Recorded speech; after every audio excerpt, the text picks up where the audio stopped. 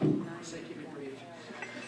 Listen to me, I'm not a big talker. I was a big one for getting on the field and kind of showing what I do, and that's what it was. I had amazing experiences here at Millersville. I have to give you a little back history because that kind of what sets who I am and why I'm able to stand here today. I'm excited for that because I'm honored to stand here today because there's a lot of people and times and places that have greatly influenced me, and I stand here today because of those people and those things that happened.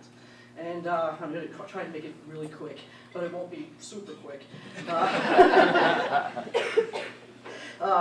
Life is full of opportunities, and life is how you overcome them. We constantly have obstacles and things that we have to strive to do and achieve, and how we face life and how we look at things is a lot of how that comes to pass. And I have to start and tell you, because my roots, my parents are instrumental in that. I have a hearing loss. I have a severe hearing loss. I'm pretty deaf on any given day. I'm just watching what you say. I'm not really hearing you. And most of my friends, and when they laugh, because they know that. They get used to what the little things that I do. And why this kind of situation is always exciting and interesting. But my parents always taught me they were, just go out and do the best you can and give it your best shot. And I was always like, okay, all I can do is give it my best. And if you start something, you finish it. And that's bottom line. I think it's pretty basic, but it's amazing how many people don't stick to that. If you learn to persevere and get through something, whether it's easy, it isn't not, just go. So my personal adversities made it interesting. Because, they were always like, oh, you need to go to deaf school, you need to do this. And I graduated, went to high school, was very successful, made all-state, was on a state championship softball team in Delaware. Came to college and couldn't decide what I was going to do, and my parents were behind me the whole way. And they're here tonight, Glenn and Joe Davis, and I just want to acknowledge them because they're my rocks. They're there. My sister's also here tonight, and my brother couldn't be here, but we're still very close as a family, and it's something we don't take for granted. And that helps us because it makes us stronger. And so I kind of wanted to go through and kind of tell you that, what brought me to Millersville. I walked on this campus one day, and I was coming here. I was going to play field hockey and softball. I got this thing in lacrosse.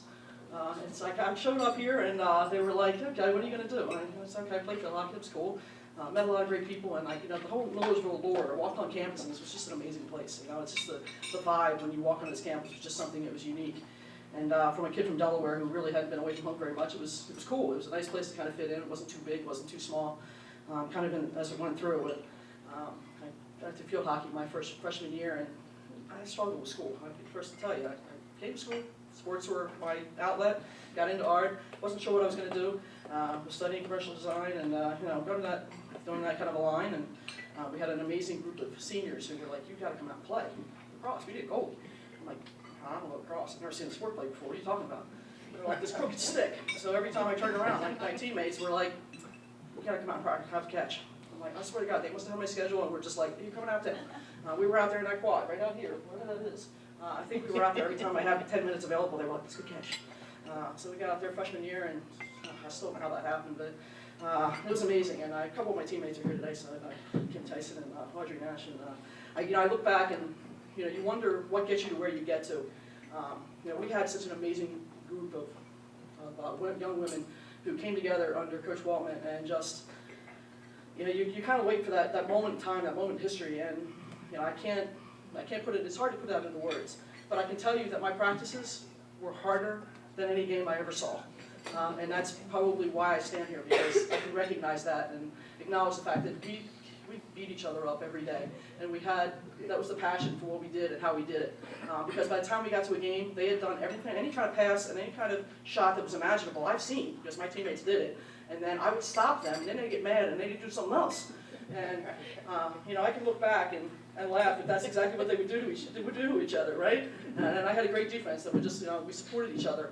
And I laugh when Coach talks about the fact that, we're always like cheering each other on. Like I would cheer when we had goals because they were always cheering for me when I had the big saves. And, we had that camaraderie. And when you can have that experience and that background, it's just, how can you deny that? It's just, we got done through our 4 years together, and, and that's what made us. That's what made us succeed, because there wasn't anything. We stepped on the field, and it was all about the game. And as one of our teammates said, we had a poem at the end of when we graduated as seniors, and it was for the love of lacrosse. And honestly, that's what it was about. It was a passion for going out and absolutely doing your best, and just day in and day out, and doing what you needed to make that happen. And I have to give Coach Waltman, she's standing here tonight, a lot of credit because we played over at Brooksfield, and it was fantastic, and unfortunately they played now at Priscilla, those nice clean stadiums, turf fields and all that. We played over at Brooksfield, we had the Swans coming out and playing with us, and stealing the balls and going back and doing fun things like that. I like the memories, but I really I want to give my 2 cents to Coach as well, because as a teacher and as a coach now, a lot of what I've learned to do and to be, I learned to extol that patience. I teach high school 14 years now, and I'm at my alma mater, and I love it every day. You go in, and it's about that. It's how do you learn to have that patience and how to guide people and not necessarily be that overwhelming force, just to kind of like show them the what and the way. And she was that for me. My best lesson as an educator really came from the fact that just because of those experiences and seeing how she would guide us and kind of get us doing the things that we were supposed to do, even if we were just like, let's go. But she made that happen, and so thank you for that, Coach. It was huge. And as I sit here today, I found my niche. I finally figured out that it took me getting away from here and finally figuring out that education was where it was at. And so I'm 14 years at my alma mater, and one of my colleagues who's here, he nominated me for this, and we talk all the time about our high school, about being all in. And I just want to shout out from Millersville here, and you should know this. I think it's awesome. We have 160 staff members in our building, and 6 of them are from Millersville. And we have these plaques outside our rooms that kind of tell who we are, where we're from. And of course, I'm in Delaware, so everybody's from University of Delaware. There's 6 of us from Millersville, and we're loud and proud because the kids walk around and they're like, oh my God, all those good teachers are from Millersville.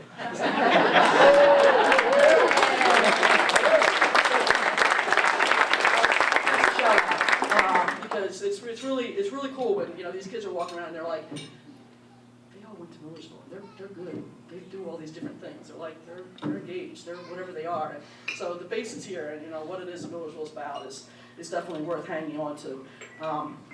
Just to kind of, and let's just say, President Anderson, President Crudo always used to come out. His wife and his dog Shadow would always be out every day at practice. We were at the games at Brooksfield. They used to come out the house. They used to hang out there every day. We loved seeing them. So I'm just going to show you the shout out for that. I know the students like seeing everybody out there. We did. So to wrap it up, I just want to say my favorite quote. I'm an art teacher, so you can imagine it's all about creativity and going crazy, right? But my favorite quote is, "Circumstances color life, but you've been given the mind to choose what the colors will be." And so my colors define my character. You go through life and you make those choices, and that's what helps you to succeed. This was an honor, and I thank you for having me here and for this. It's an acknowledgement of a lot of the things that I've done and the choices I made, the colors that I've come to pass and pass on. So thank you again.